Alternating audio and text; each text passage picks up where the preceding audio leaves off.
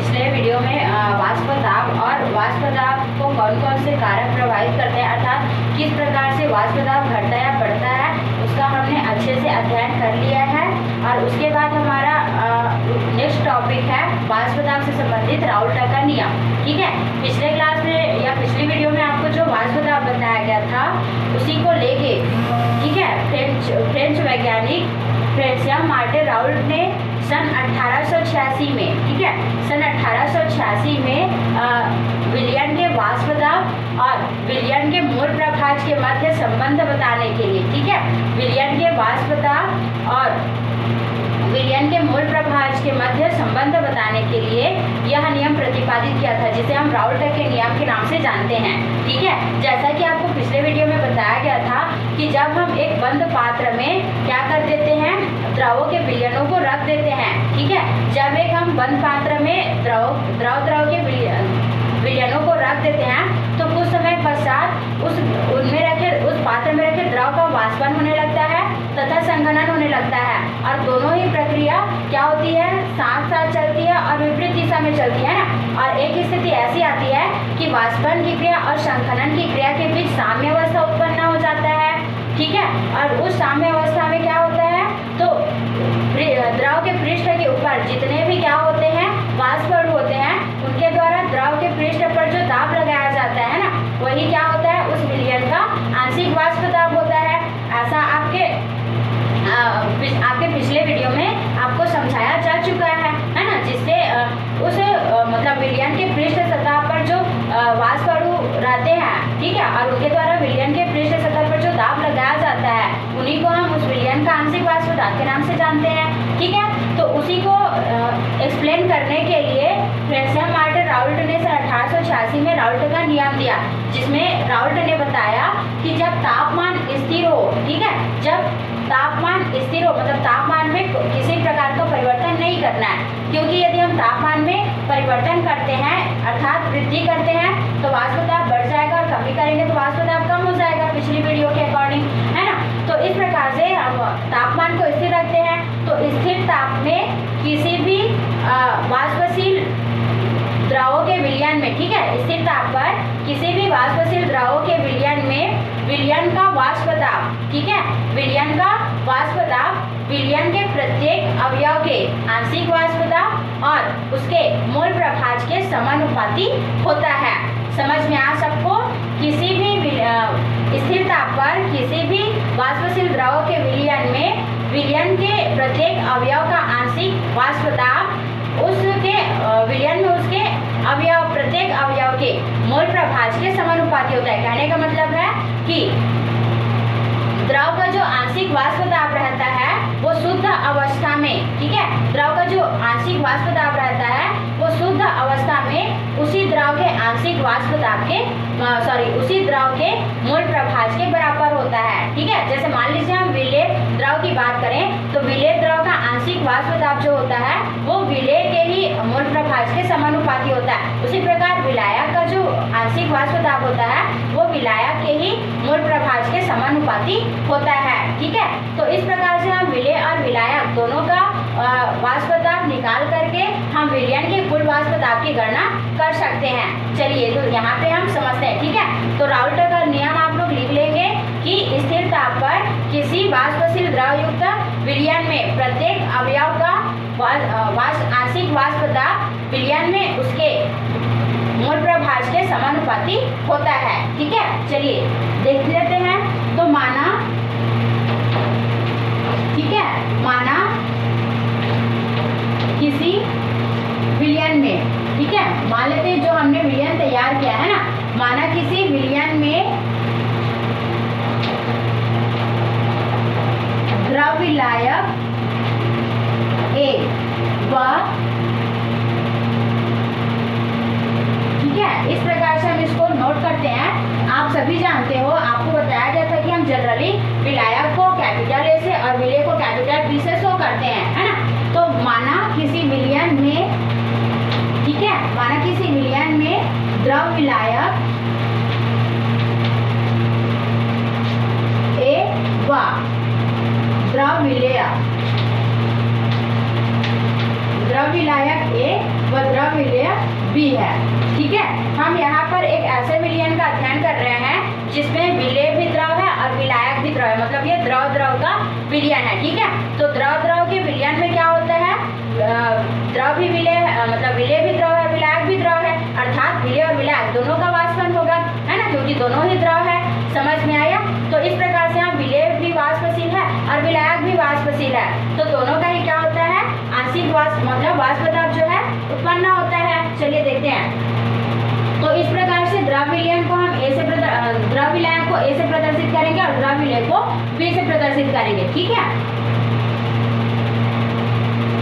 इसी प्रकार, तो इस प्रकार से हमने विलायक और विलय की पहचान करने के लिए ए और बी लिखा। इसी प्रकार विलय व विलायक, ठीक है, इसी प्रकार विलय और विलायक का आंशिक वाष्प दाब, तो दाब का संकेत क्या होता है, सबको पता है ना। ठीक है, विलय और विलायक का आंशिक वाष्प दाब, तो वाष्प दाब का संकेत क्या हो जाएगा, ठीक है, आंशिक वाष्प दाब क्रमशः क्या हो जाएगा, PA व PB होगा। विलायक के लिए वाष्प दाब को हम PA लिखेंगे और विलय के लिए वाष्प दाब को हम PB लिखेंगे। क्लियर हुई सबको? तथा मोल प्रभाज, ठीक है, अब यहाँ पे हमको क्या लेना है, विलायक और विलय का मोल प्रभाज लेना है। ठीक है, इसी प्रकार विलय व विलायक आंशिक वाष्प दाब क्रमशः P और BB तथा मोल प्रभाज, तो मोल प्रभाज का संकेत 100 होता है ना, 100 होता है, कैपिटल एक्स आप लोग को पढ़ाते समय बताई थी। तो क्रमशः क्या हो जाएगा, विलय का है तो 100A और विलायक का है तो विलय का है तो 100B होगा, विलायक का है तो 100A होगा। समझ में आया सबको? तो अब इसमें हम क्या करते हैं, राउल्ट का नियम, है ना, राउल्ट का नियम क्या कहता है उसको देखते हैं। तो राउल्ट के नियमानुसार,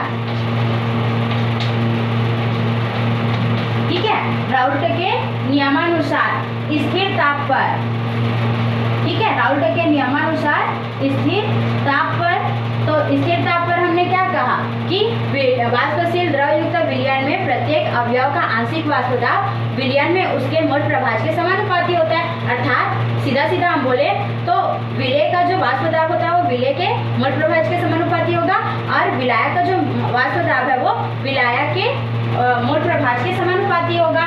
ठीक है, तो इस प्रकार से इसको ध्यान देंगे। तो यहाँ पे राउल्ट के नियमानुसार हम क्या लिखेंगे, तो विलायक का जो वाष्प दाब होगा वो विलायक के मोल प्रभाज के समानुपाती होगा, इसलिए हम क्या लिखेंगे, PL समानुपाती x है।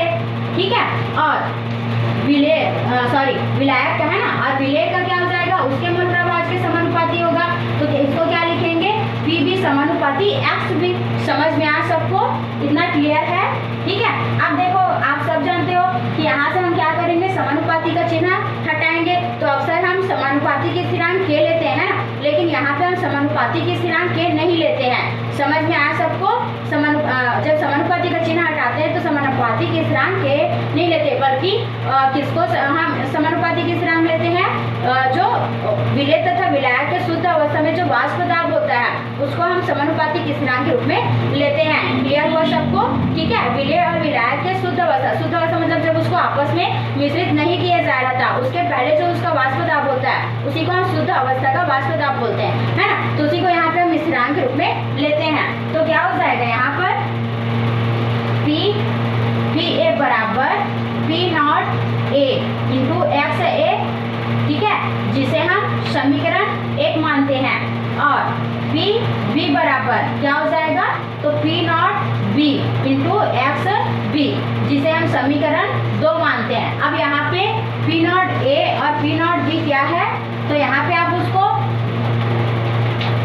आइडेंटिफाई करा देंगे, है ना, जहाँ P0A व P0B बराबर, ठीक है, क्या है, तो शुद्ध अवस्था, नॉट लगा है मतलब शुद्ध अवस्था, नॉट जो है शुद्ध अवस्था को प्रदर्शित करता है। ठीक है, तो क्या है ये, तो शुद्ध अवस्था में क्रमशः, ठीक है, ए पहले है तो विलायक पहले लिखेंगे, क्रमशः विलायक व विलय का वाष्प दाब, ठीक है, क्रमशः विलायक और विलय का क्या हो जाएगा, ये वाष्प दाब हो जाएगा।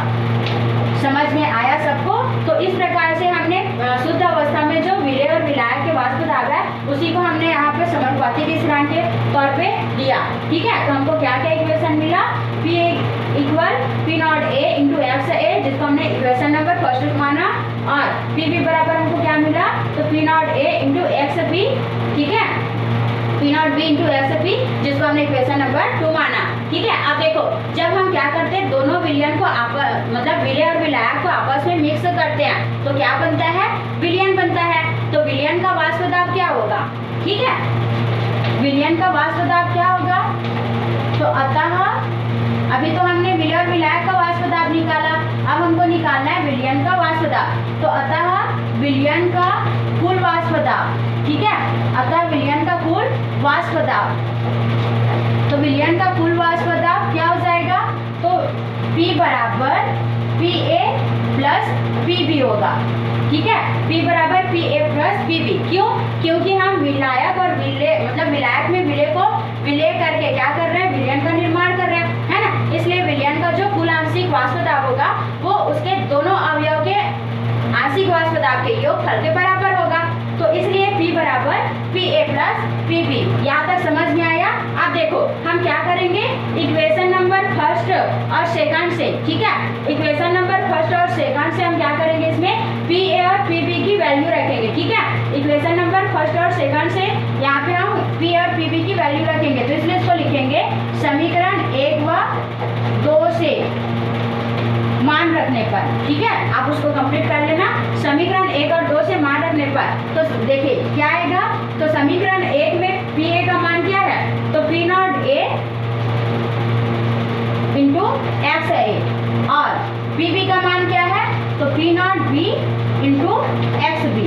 ऐसा है ना। अब देखो होता क्या है, चूंकि एक्स ए मतलब विलायक का मोल प्रभाज और एक्स बी मतलब विलेय का मोल प्रभाज, दोनों का योगफल 1 के बराबर होता है। समझ में आया? समझ में आया सबको? ठीक है, विलायक का मोल प्रभाज और विलेय के मोल प्रभाज का जो योगफल होता है वो 1 के बराबर होता है। जैसे आप मैथ्स में सर्वसमी का 1 पढ़ते हो ना कि sine square theta plus cos square theta is equal to 1 होता है ना। उसी प्रकार X A plus X B बराबर क्या होता है? 1 होता है। क्यों? तो जैसे आप उसको प्रूव करते हो ना, वैसे हम इसको भी प्रूव कर सकते हैं। कैसे? देखिए मैं आपको क्या बताई हूँ, कि एक्स ए बराबर N A upon N A plus N B होता है, बताई थी। उसी प्रकार एक्स बी बराबर आपको क्या बताई थी? N B upon N A plus N B, ऐसा मैं आपको बताई थी। ठीक है, इस प्रकार से आपको बताई थी ना। एक्स ए बराबर क्या होता है? N A upon N A plus N B होता है, और एक्स बी बराबर क्या होता है? तो यहाँ पे N B upon N A plus N B होता है। ठीक है, इस प्रकार से होता है। तो यहाँ से आप उसको क्या करोगे? ठीक है, उसको आपस में आप भाग दोगे,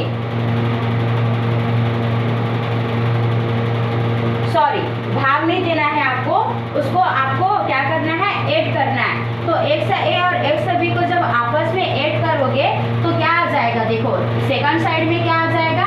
तो सेकंड साइड में आ जाएगा एन ए, ठीक है, N A upon N A plus N B, और ये हो जाएगा आपका N B upon N A plus N B. Clear? अब देखो दोनों का हर समान है तो हम तिर्यक गुणा नहीं करते हैं, है ना। दोनों का हर समान है तो तिर्यक गुणा नहीं करते, तो सीधा क्या आ जाएगा? N A plus N B और अपान में फिर N A plus N B, इस प्रकार से होगा, और दोनों कट जाएंगे तो क्या आएगा? उसके बराबर में 1 आएगा ना। तो इस प्रकार से x A plus X B बराबर क्या होता है? 1 होता है। समझ में आ सबको? तो चलिए, इसलिए क्या हो जाएगा? इसलिए अब हम एक्स ए का मान निकालना चाहते हैं तो एक्स बी को पक्षांतर कर देंगे। तो एक्स ए बराबर क्या मिलेगा हमको? देखो 1 और ये प्लस से उस पक्षांतर करने पर क्या हो जाएगा? माइनस। तो ये क्या हो जाएगा? एक्स ए बराबर 1 माइनस एक्स बी। ठीक है, और ये हमारा समीकरण नंबर क्या है? 3rd है। तो अब देखो हमको एक्स ए की वैल्यू ज्ञात हो गई, तो एक्स ए की वैल्यू को हम समीकरण 3 में रखते हैं। समीकरण 3 में मान रखने पर, ठीक है, समीकरण 3 में मान रखने पर, तो समीकरण 3 में क्या करना है, आप उसका मान रखना है। तो यहाँ तक सबको समझ में आया ना राउल्टर का नियम। तो थ्योरी आप लोग जैसा बोली वैसे लिख लेना। अब इस प्रकार से उसको हम क्या करते हैं, सभी का यहाँ पे सिंबल लेते हैं और सिंबल लेकर जैसा राउल्टर बोलता है उसी के अनुसार उसको लिखते हैं, ठीक है। और सबसे पहले राउल्टर के नियम से हम विलय और विलायक का वाष्पदाब निकालेंगे, उसके बाद फिर दोनों को एक करके विलयन का वाष्पदाब निकालेंगे, ठीक है। तो चलिए आगे और देखते हैं, थोड़ा सा है,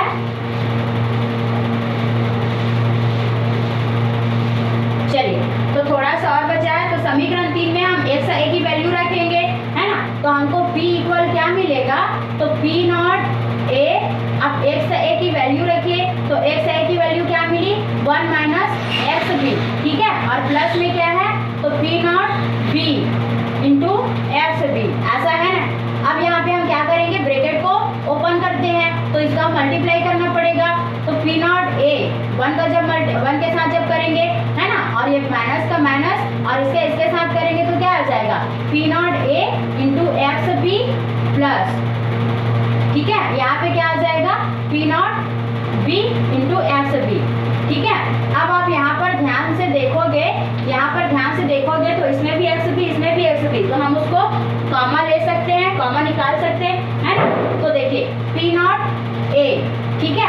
अब यहाँ से आप P नॉट B को XB को कॉमा में लेंगे, ठीक है। तो देखो XB को हम कॉमा में लेते हैं, तो यहाँ पे XB माइनस में है, यहाँ पे XB प्लस में है, तो हमको XB को क्या करना है, प्लस में लेना है, ठीक है। तो देखिए कहने का मतलब ये इस टाइप से होगा। चलिए मैं आपको एक स्टेप और बढ़ा के बता देती हूँ, आप बाद में उसको काट भी सकते, जरूरी नहीं, ठीक है। तो क्या आ जाएगा, P not A plus P not B into XB और minus P not A into XB। यहाँ तक समझ में आया। अब यहाँ से आप कॉमा निकाल लीजिए तो आपका फाइनल आंसर होगा P नॉट A हो जाएगा, ठीक है। यहाँ से अब देखो XB, यहाँ हमने प्लस वाले XB को सामने भी लिखा, तो XB को हम क्या करेंगे, यहाँ से कॉमा में लेंगे, तो क्या बचेगा, P नॉट B और माइनस P नॉट A।